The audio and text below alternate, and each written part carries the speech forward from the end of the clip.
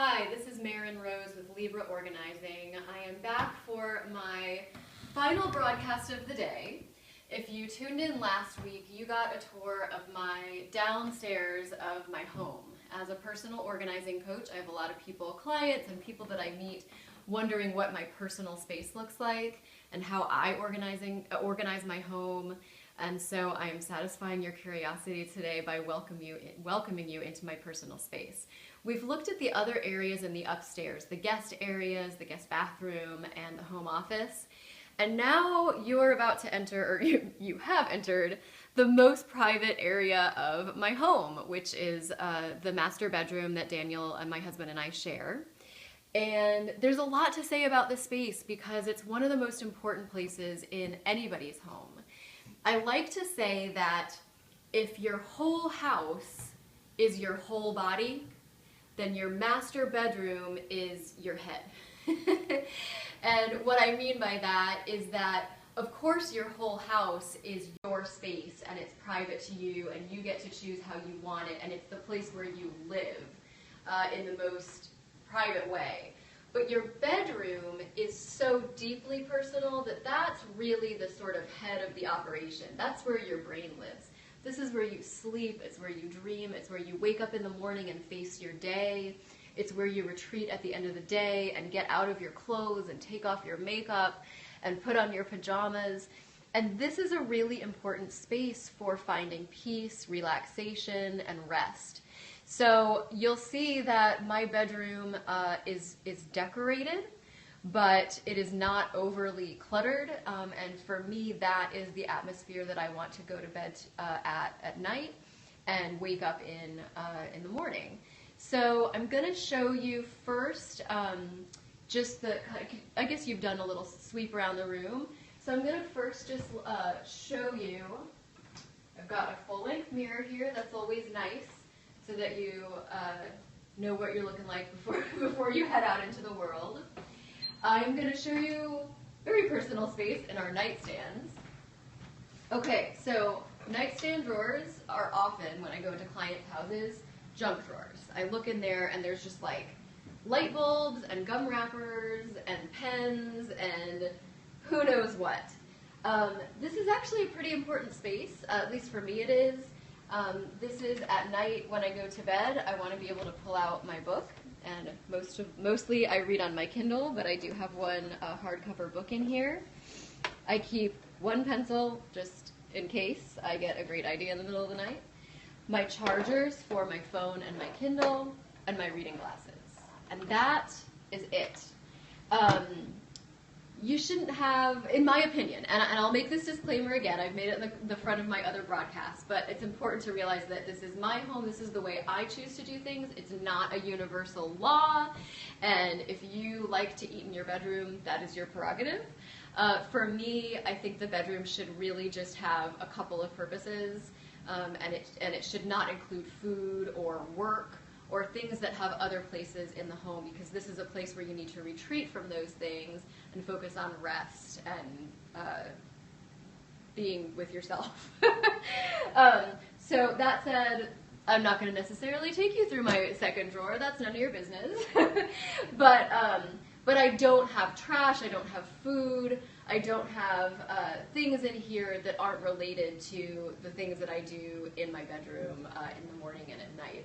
I'm also going to show you my husband's drawers, and basically it's the same principle. He is obsessed with food magazines, so he has the books that he's reading and the food magazines that he likes to flip through before bed at night in the bottom drawer, and in the top drawer he's got his iPad, which he likes to read on. And you'll see he's got dry eyes, so he's always putting drops in his eyes all night, so he's got that and some chapstick. We both have these wonderful sleep masks in case it gets too bright in the room so that we can get some good sleep. And he's got some of his electronic stuff in there, which I don't even ask about because I don't know what any of it is. And as I said before, there has to be compromise in marriage, and I have to let him have the stuff that I don't understand at all, and he has to do the same with me. This is Daniel's dresser.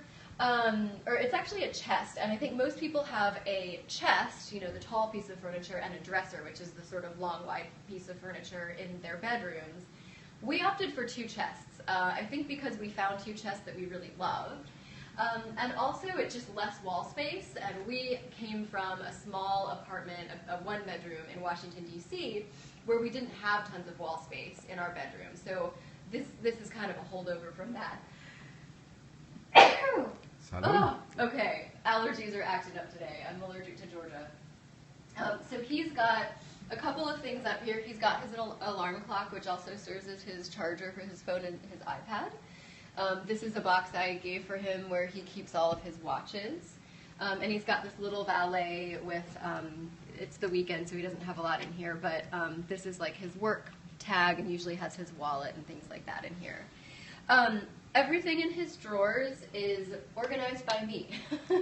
I do most of the laundry in the house, and I do almost all of the laundry folding and putting away.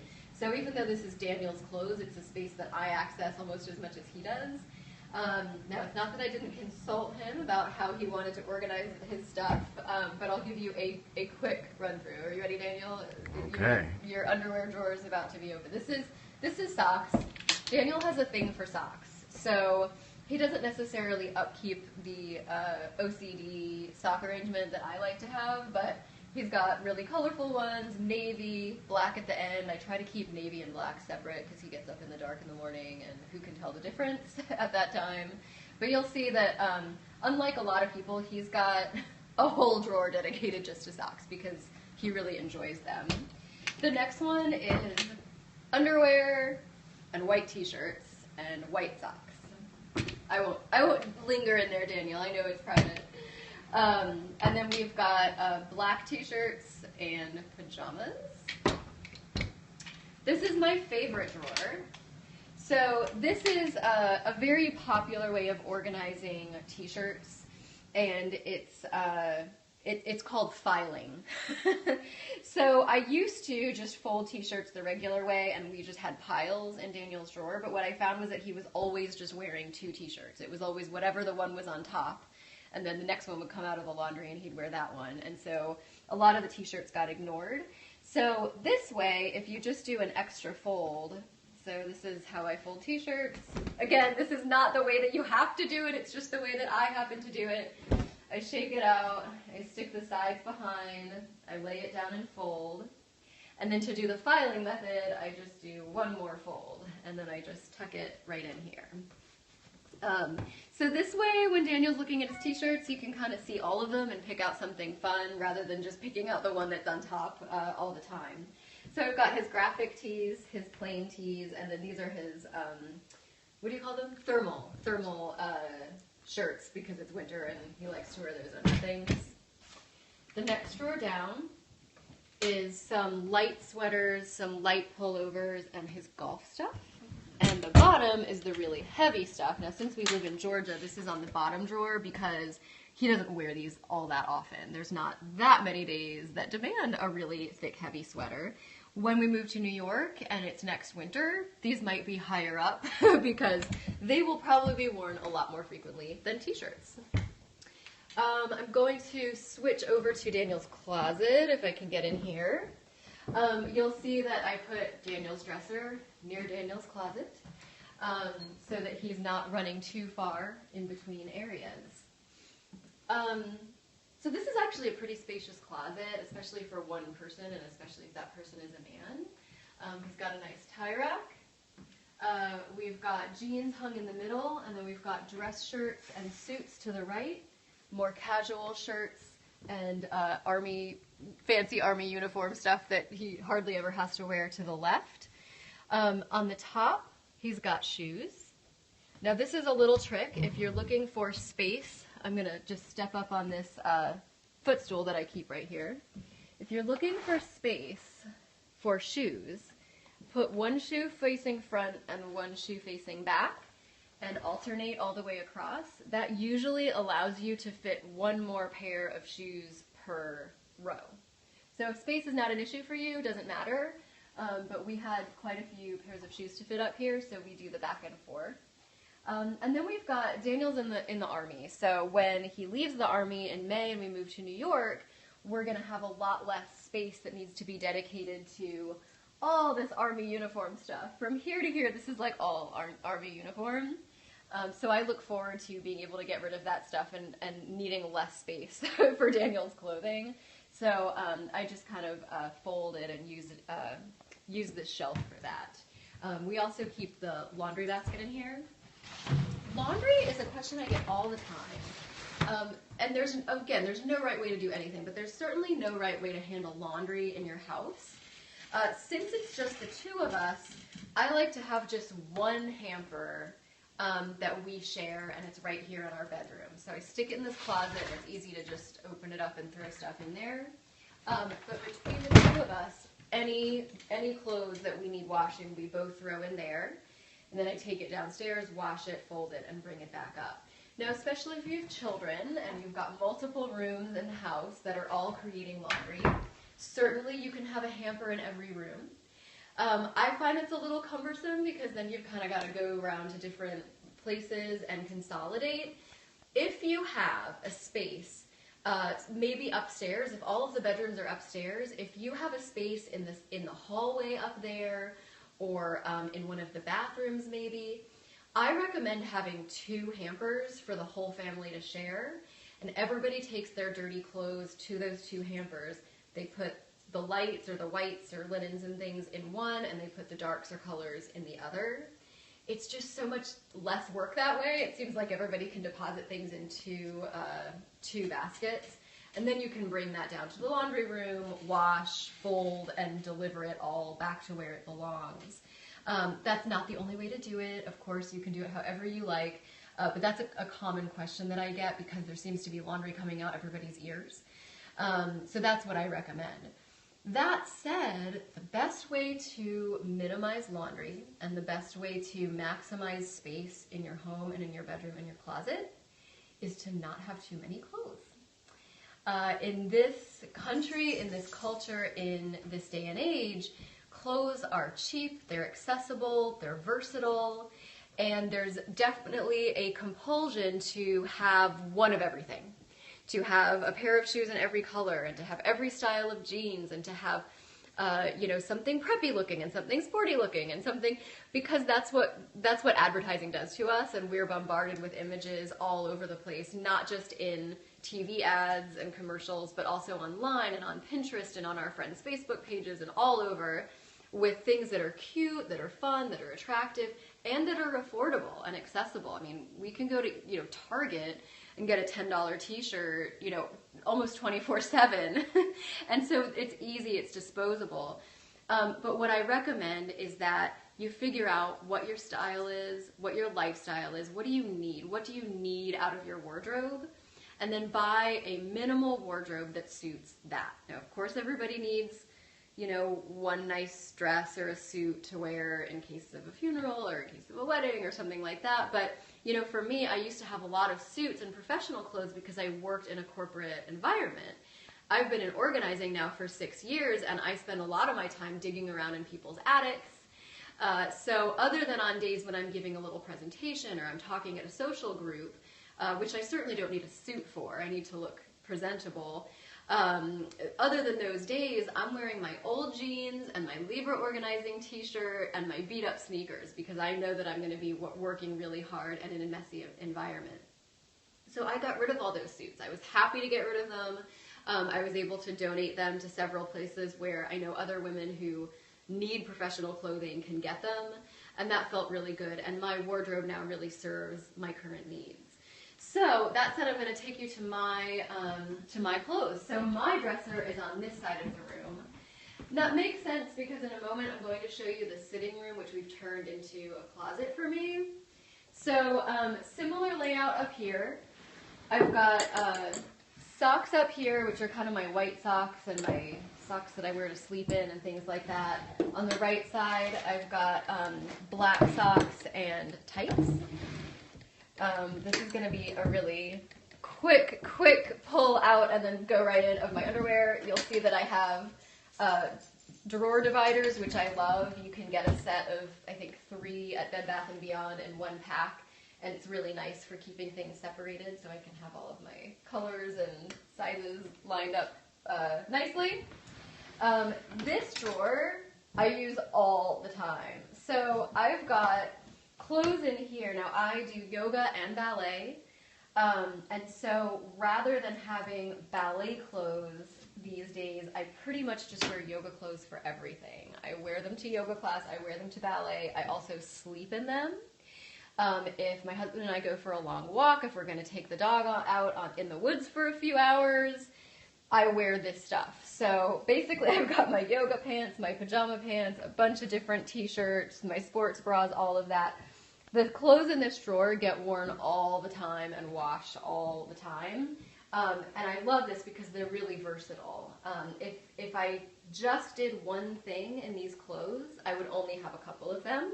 But as it is, they serve lots of functions in my life. And that's the idea of having a wardrobe that makes sense for your lifestyle.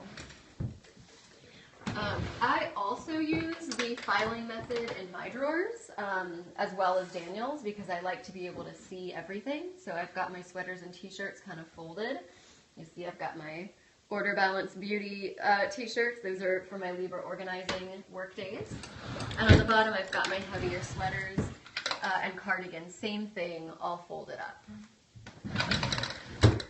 Before I take you into my closet, I want to talk about under bed space. Under bed space often gets wasted, and for me, I think the best use of it is off-season clothes. So Daniel and I each have an underbed container. There are several different styles of these. There are ones that are plastic that you can zip. For me, because we have our off-season clothing in here, rather than linens or things that we don't pull out that much, I love to have these plastic ones that open on both sides. So if Daniel wants to get his summer t-shirts, he can pull it out from my side of the bed. And if he wants to get to his winter workout gear, he can pull it out from the other side of the bed. And same with mine. You will see here that right now it's winter here, so I've got very little in here because this is just my summer clothes. And so here's my swimsuit, and I can grab things from this side of the bed, or if I want to get to something on the other side, I just pull it out from the other side of the bed. So like I said, there are lots of different kinds of these. Make sure that you get the biggest one that will fit under your bed. Our bed's not that high off the ground, but I've seen clients that have, 1.5 feet of space under their bed, and then they've got these low little containers, and they're looking for extra space. So if you have that space and you need it, get a taller container or stack two on top of each other. And under bed space is really for stuff that you're not going to be pulling out all the time, obviously. Off-season clothes are great because you can just pull it out twice a year and make the big switch between that and your dresser. But also guest linens, if you don't have the luxury of a linen closet. This might be us in New York. We might have a bin that's just dedicated to extra towels and sheets for, a sofa bed or something like that.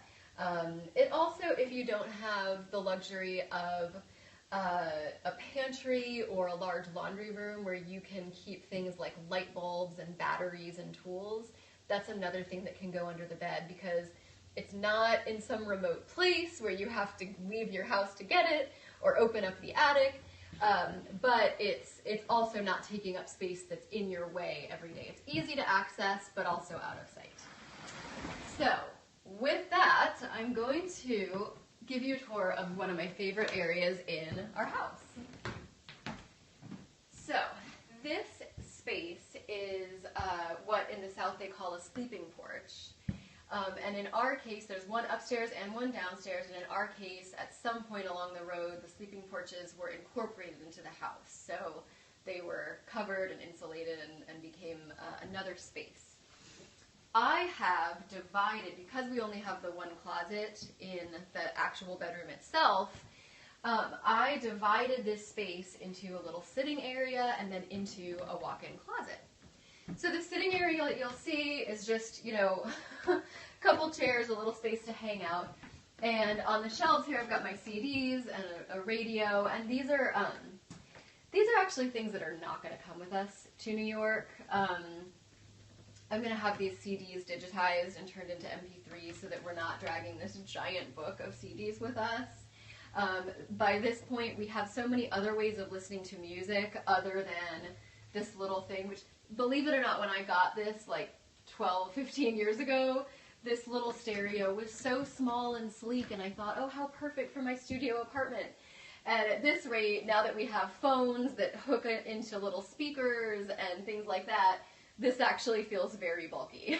So when we run out of space and we're back in a small apartment, this will all be replaced by much smaller, more elegant, sophisticated listening devices.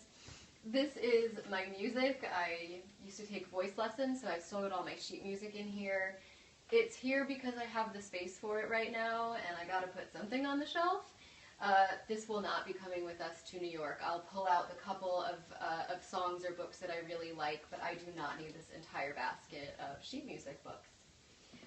So this is the little sitting area, and I like to have live plants around the house, so we've got one of those. Now what I did was get a room divider, just for a little bit of privacy, to divide the sitting area from the walk-in closet area. So Daniel, if you'll come around to the other side of the room divider, I'll show you what the best reason is for having a room divider. So if you'll just step around this way. So you can see that this is my quote-unquote walk-in closet. I love it because it has natural light, since it's really a room unto itself. I've got windows. I can always close the shutters for privacy. But it's a really pleasant, spacious place to come and dress. But I'll show you, if you can show the back of this room divider, this is the best way that I have ever found to store jewelry. Jewelry is one of those things that gets tangled, it gets thrown in drawers, it gets thrown in bathrooms, and it kind of gets everywhere, and then usually we end up wearing just one or two things all the time that we love most anyway. I have loved having this room divider here, and if possible, I might bring this with us to New York, depending on what the layout is, just because it's been so great to be able to hang these plastic bags. Now you'll see they have a front and a back, because usually these are intended for hanging in a closet. What I love about having the room divider is I can see the front of it. I don't have to pull it out. And so it's almost like having another huge wall that's just dedicated to hanging up all my jewelry. And what I find is I really wear all of my stuff this way because I can see all of it. So this is one of my favorite features of my walk-in closet, and I hope it's something that I can easily translate when we do our downsize in the spring and move to New York. I highly recommend this. There's all kinds of ways to store jewelry. Sometimes people do use a wall and they'll put pegs and hang different necklaces. I find that jewelry boxes tend not to work that well. We usually end up having more than can fit in there. Necklaces get tangled, earrings are so small so they get all in a big clump and then you can't find one and then you lose the back to one and they get a little jumbled. So if you can find a way to spread out your jewelry, whether it's in your bathroom or your closet or your bedroom, see if you can use wall space. Sometimes you can even buy or build a little cabinet on the wall so that if you don't want it to look cluttered, you can close a door or a little curtain or something in front of it. But I like to have things out and visible, otherwise they don't get used. And of course, one of my rules as an organizer is if you're not using it, then you need to get rid of it. So if you have it, if you like it, if you've chosen that it deserves a space in your life, then it should be placed in an area where you can actually see it and use it and enjoy it. So the rest of my closet, we designed ourselves. This is not a fancy thing. Now, we don't have Container Store anywhere near us here in Augusta, Georgia. Otherwise, I probably would have used the Alpha system because it's so adaptable. You can kind of change where things are. As it is, we went to Lowe's, and this is just the Closet Made system. It's very inexpensive, very easy to install, and you can customize it the way you want to. One of the biggest mistakes that my clients make when doing a closet is they hire a closet company or they look for inspiration pictures online and they just start installing shelves and rods and all these different doohickeys that look really fancy, but it's not tailored to their needs. So before you start buying closet supplies, go through your clothes, figure out what you have, and then decide how you like to store things. So I am more of a folder than a hanger-upper. I would rather fold something than hanging up. So a lot of the things that I have are in my bedroom in my chest, and that is where I fold things. The only things that I hang up are things that would get ruined if they fold. So I've got my dresses. Over here I've got shirts that are kind of silky or the ones that require ironing, and I've got my jackets and skirts on the bottom over here. These are all things that would get really wrinkled or destroyed if I had them folded in my drawer. So I knew that as much as I needed a little bit of rod space, and I've got long hang, I measured exactly how much room I would need to hang my dresses for the long hang, and short hang, right, where you have the double hang, shirts and jackets. I knew that I would need shelf space because, as I said, I am a folder. And I did not want to hang my jeans. Now, if you are a hanger-upper, and I find that most of my clients are, most of my clients would rather hang things up than fold them, so that's fine. You're going to need more rod space than shelving. For me, I knew that I wanted to fold all my jeans and pants, so I made sure that I had 4 shelves, which most of the closet here is actually shelving and not rod.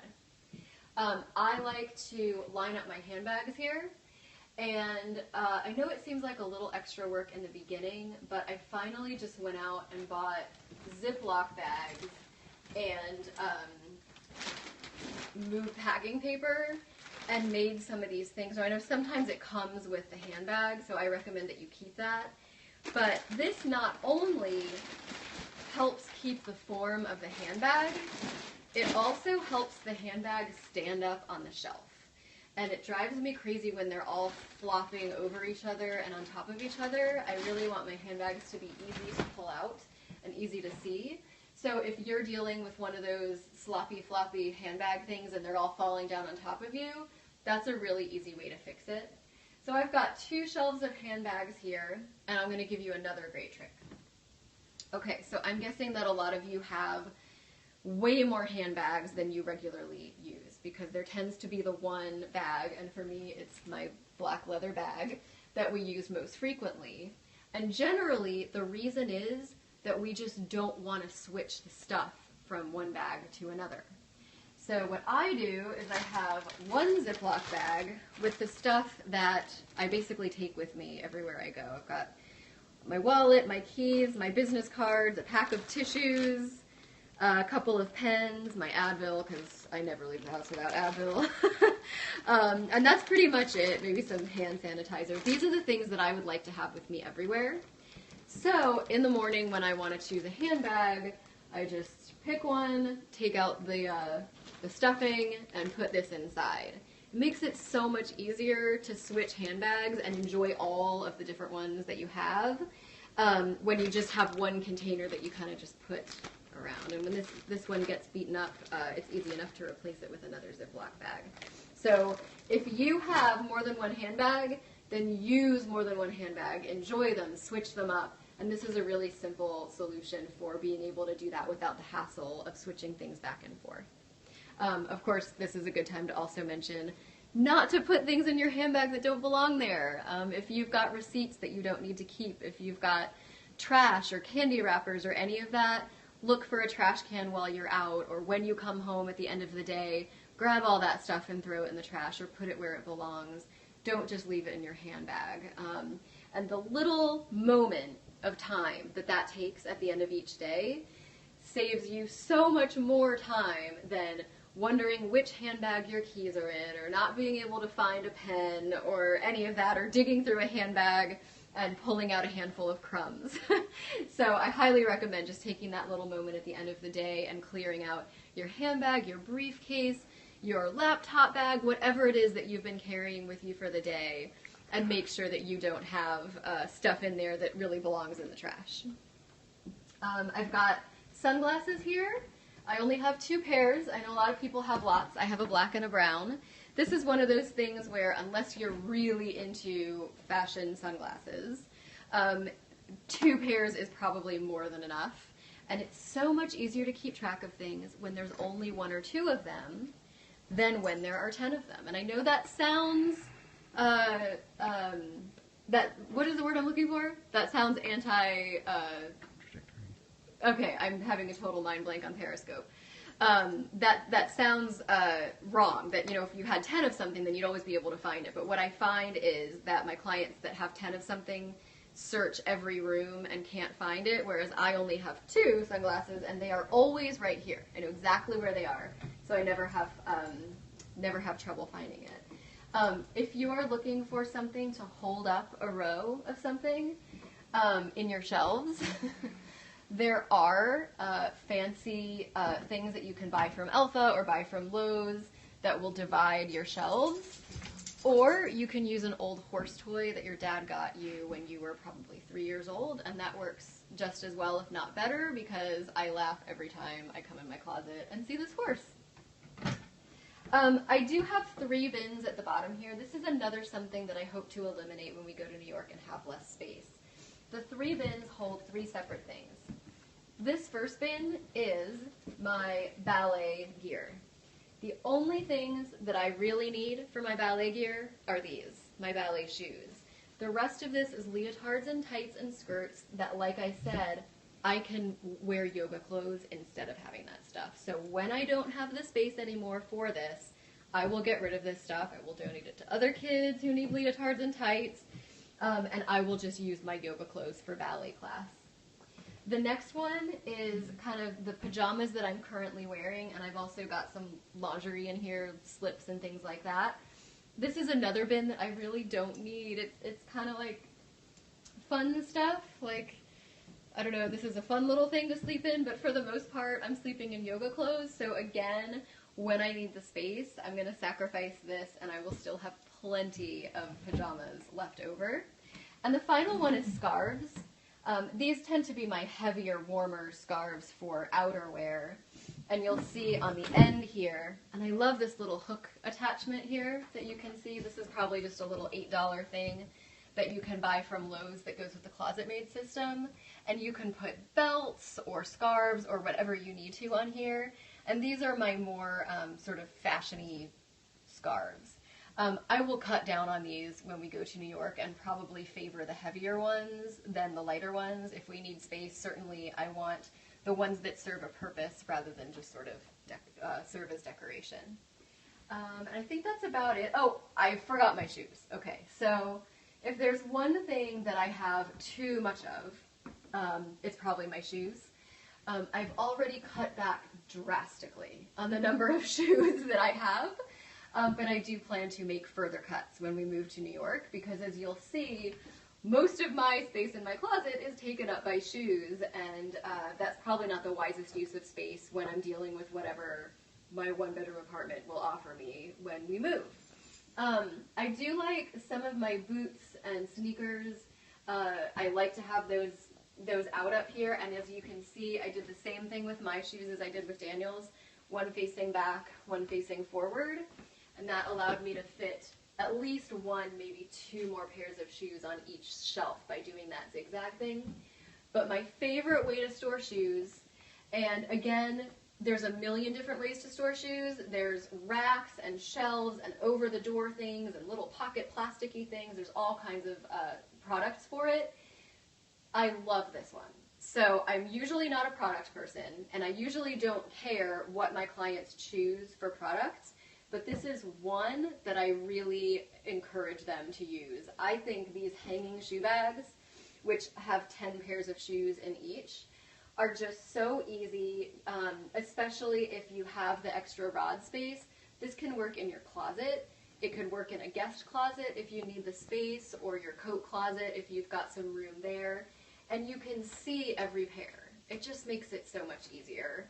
I find that those shoe trees and the little racks that go on the floor, not all shoes fit on those. They fall off. I don't know, they're just kind of clumsy to me. And these 10 shoe hanging bags, for me, I've been using them for years, and I just think they're the best. I also don't necessarily like the ones where one shoe goes on either side and it kind of looks like this. Again, because bigger shoes sometimes don't fit in that. Having just the one space, really you can fit just about anything. Other than boots, you can fit just about anything because some of my shoes are kind of clunky and they have no problem fitting in here. So I am advocating for this. And then the last thing in my closet is my boot box. These are for my tall boots, which I don't wear all that often in Georgia, but these will be my go-to shoes in New York. And you'll see it's just a pull-out. I've got 4 pairs of my long boots in here, and it fits right underneath there just perfectly. So do we have any questions about the closet? This is probably one of the biggest sources of frustration for clients that I work with. They say, you know, every morning I walk into my closet and I feel overwhelmed. It's messy, and I can never find what I want. And I also feel like whatever I put on doesn't really feel right, and I'm not thrilled with my wardrobe. And my philosophy of everything, but especially with your closet, is that you shouldn't have anything in here that doesn't feel good, look good, doesn't work for you. You shouldn't have things that are uncomfortable. You shouldn't have shoes that give you blisters, or skirts that ride up, or shirts that won't tuck in the way you want them to, or sweaters that are itchy, or earrings that pinch.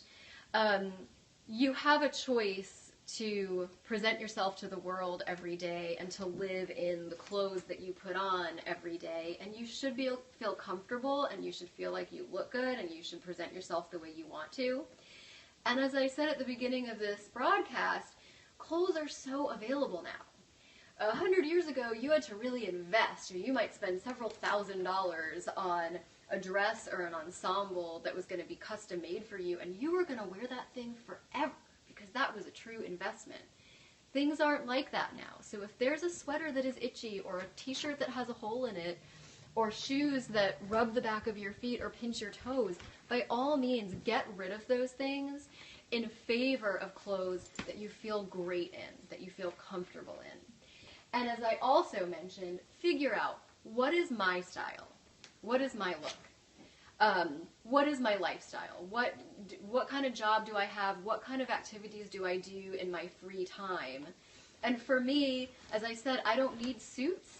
I don't need fancy dresses for the most part. I need casual, comfortable clothes to work in, to go to the movies in, to hang out with friends in, and I need my yoga clothes, which double as my ballet clothes, and my work in the yard clothes, and my pajamas. Those are the things that I need that work for me. And so I know that even if I'm tempted because I go to the store and I see a gorgeous suit or a really fine coat or something like that, that's not what fits my lifestyle. It's not what I need. So when I'm shopping, I tend to look for things that fit in with my look, with my wardrobe. I used to find things, I would go and I'd find a shirt and I'd go, oh, this is such a cool shirt, I just love it, and I would buy the shirt, and then I would come home and I would say, I have no idea what to wear with this shirt. The bottom of it doesn't work with any of the pants that I have, and I don't have a sweater that goes with it, and I couldn't figure out what to do with this shirt, and so it would just sit there. I don't do that anymore. I have decided what are the basics in my wardrobe, what are the staples. I mean, jeans are my staples, kind of like my blue jeans and my black jeans are my staple pants. And pretty much if I'm going to buy something, it's got to go with those things. I've got to have shoes that work with the hemline of my pants, otherwise it's not worth the investment. So try to be more strategic about your wardrobe. You might want to take a step back, and if you're one of those people that doesn't like their closet, that goes in there and feels a sinking feeling instead of a great feeling, then stand back, pull everything out of your closet, try every single piece on, and be really strict. Make sure that everything you choose to keep looks great, feels great, and works with your lifestyle and the rest of your wardrobe. You should have a boutique in your closet that you are thrilled to walk into every day, and it's a boutique that's custom made for you because everything in it fits you and your lifestyle. So that is my closet. I will be right back to show you our master bathroom, and then you will have seen all of my home.